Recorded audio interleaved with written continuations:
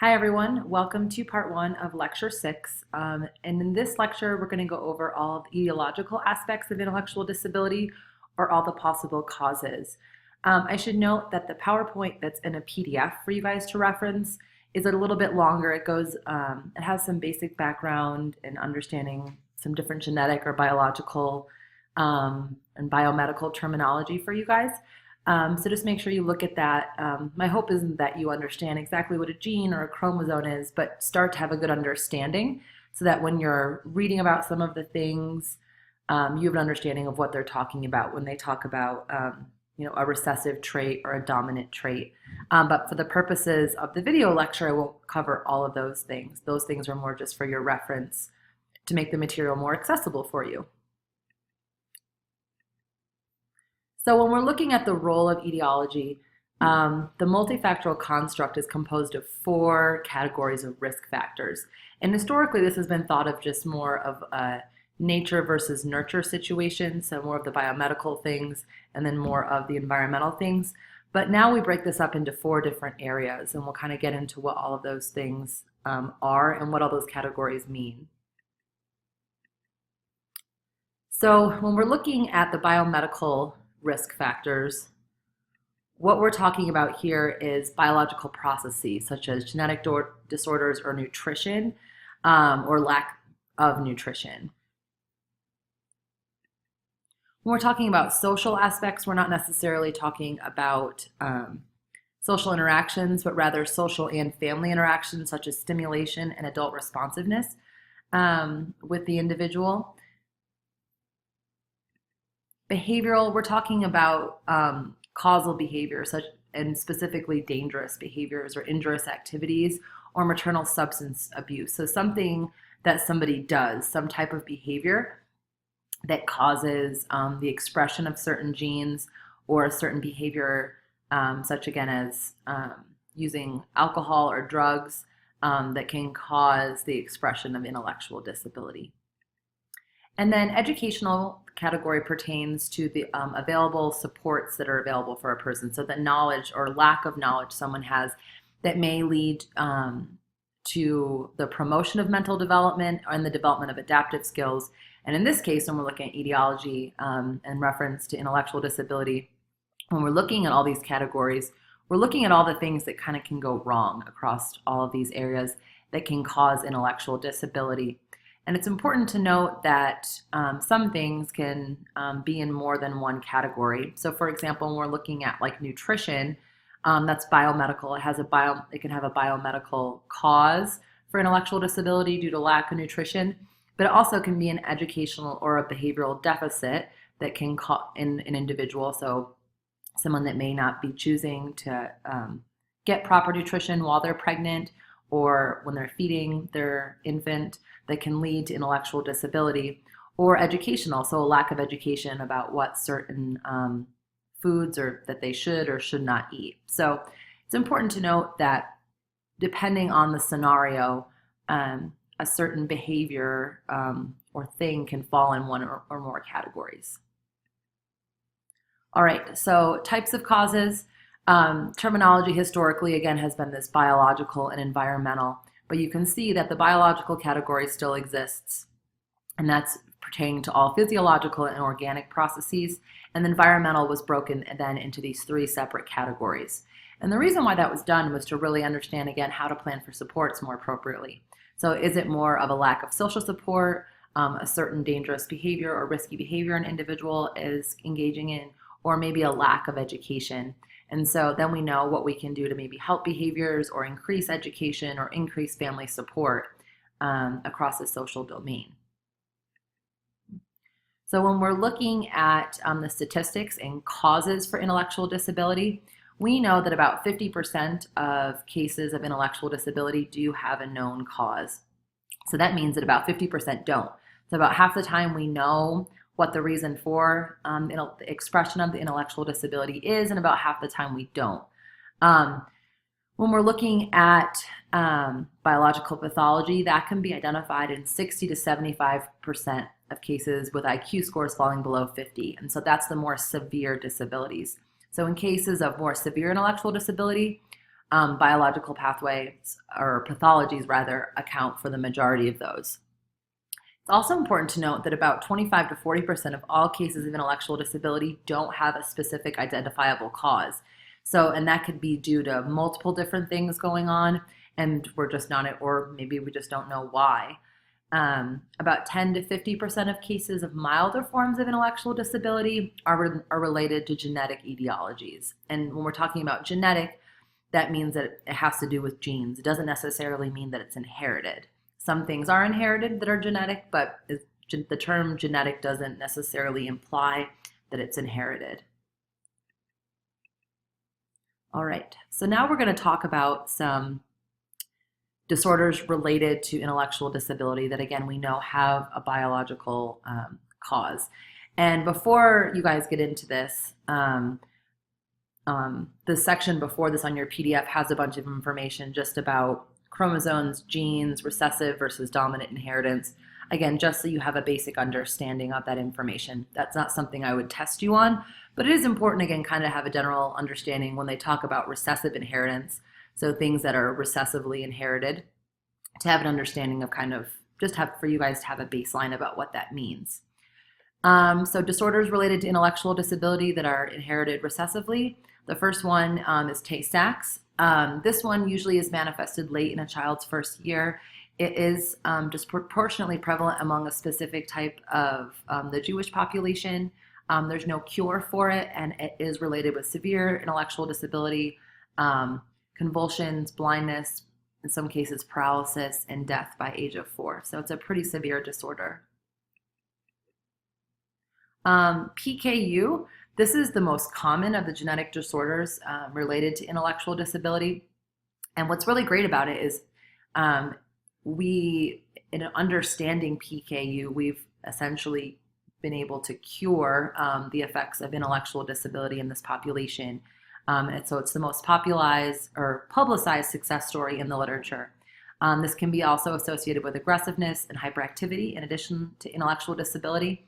Again, very rare occurrence, but it's been virtually, like I mentioned just a second ago, it's been virtually eliminated as a causative factor of intellectual disability because we understand how to treat it appropriately.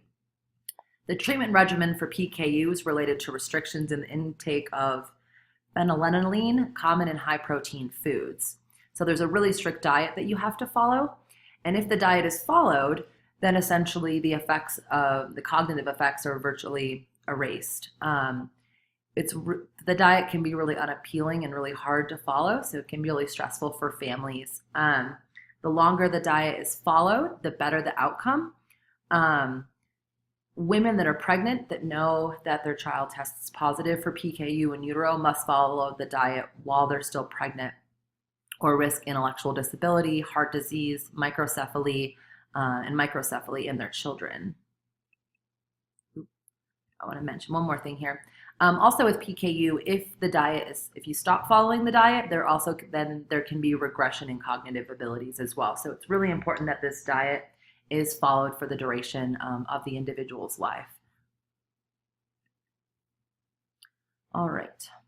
So now we're going to talk about types of genetic transmission. Again, this doesn't necessarily mean that it's always inherited, but specifically when we're talking about sex-linked inheritance, these are inherited or passed down. These are also called X-linked inheritance, and it occurs through recessive traits carried on the X chromosome. So females then are only affected if both parents pass on the recessive gene, and males are affected if if the mother passes along the recessive gene, because there's not another X chromosome to dominate it. When we're looking at sex-linked inheritance, there's more than 70 disabilities that have been found to be related to this. And about 200 genes on the X chromosome are linked to intellectual disability, and 50 of those genes have been mapped. So some examples of sex-linked inheritance that you've probably heard of before that aren't necessarily associated with intellectual disability, but certain physical conditions are color blindness, a certain type of muscular dystrophy, and hemophilia. The ones that are associated with intellectual disability and physical disability are Lesch-Nyhan and Fragile X syndrome. Fragile X we'll talk a little bit more, we'll talk a lot more in Module 3 at the end of the semester when we talk about some specific types of intellectual disability. And Lesch-Nyhan specifically also is associated with a high risk of self-injury, and I talked a little bit about that, or mentioned it rather, in the lecture on self-injurious behavior. And biting is usually the most common form of self-injury in this population. When we're looking at polygenic inheritance, this refers to the interactions of multiple genes that produce a clinical outcome or the expression of a disability. And in these cases, it's really difficult to pinpoint exactly what is causing what, but rather it's an interaction of multiple genes and then also multiple environmental causes. The predictions are based on statistical data that are drawn from large populations. And when we're looking at these, what we can determine then is that there might be a suspected thing or cause of intellectual disability that again is interacting with environmental factors that are causing the expression of the disability. When we're looking at chromosomal abnormalities, these are things that actually many different things can happen to chromosomes, either having extra, not enough, a piece can break off, damage to very certain parts of a chromosome, like in Fragile X, it's specifically, there's a fragile part of the X chromosome that is affected that leads to the intellectual disability. And how this is determined is through karyotyping. And it's important to note that approximately 10% of pregnancies, any pregnancy, begin with some type of chromosomal imbalance. And these are, a lot of times, these spontaneously abort during the first 3 months of pregnancy. Chromosomal errors can be identified in approximately 1 in 200 live births. And it's important to note here that abnormal chromosome arrangement is innate or present at conception, but it's not necessarily or doesn't have to be the product of hereditary exchange. All right, so now we're going to talk about some different types of cranial malformations that can lead to intellectual disability, but not always, but rather when we're talking about etiology, again, we're talking about risk factors. It's not deterministic in nature and those things. And especially with some of these cranial malformations, there are some things that we can do to help lessen the impact of disability. So anencephaly is when there's the absence of major portions of the brain. So again, depending on the portions that are missing or how much is going to depend on how strong the intellectual disability may be. Microcephaly, this is when somebody has a small, and it's mostly a conical kind of skull and a curved spine that typically lead to a stooping posture. And again, depending on the severity, can be a cause for intellectual disability. Hydrocephaly literally is water on the brain, and there's interference in the flow of cerebral spinal fluid within the skull that can result to an enlarged cranium. And in these cases, a shunt can be put in to help relieve some of the pressure. And again, depending on when that's done and the amount of pressure that's on the brain can lead to, will determine the amount of possible cognitive difficulties and then intellectual disability if it's severe enough. Microcephaly can be transmitted genetically as an autosomal recessive trait. A lot of times it's the result of prenatal toxin exposure, which doesn't necessarily mean that the mother induces toxins, but it could just be toxins in the environment that they're not made aware of. But again, that's not always the only reason for microcephaly. It's often associated with severe intellectual disability and an energetic, outgoing personality. Again, these are not always have to be that way, but it's commonly associated with those things. And this just shows here the difference in head size. Hydrocephalus, like I mentioned, is literally water on the brain, and the degree of pressure, like I mentioned before, moderates or modulates the outcomes. May result from polygenic inheritance or prenatal toxin exposure, again, and which the toxin exposure could be unknown for the parent. The shunts or valves or tubes are surgically inserted under the child's skin to pump the fluid away from the brain and then hope to maintain proper flow. And again, I've worked with a lot of children with hydrocephalus, and again, the cognitive impact, it varies greatly. Thought I turned all these off. Okay. Sorry about that. So I'm going to stop there for now, and we're going to pick up with different type of maternal factors, maternal disorders that are biological in nature, and then additionally, we'll get into the environmental factors or etiologies that can lead to the expression of intellectual disability. Thank you guys for listening, and if you have any questions about any of the material about more of the biomedical causes or possible causes or etiologies of intellectual disability, just let me know. Thank you.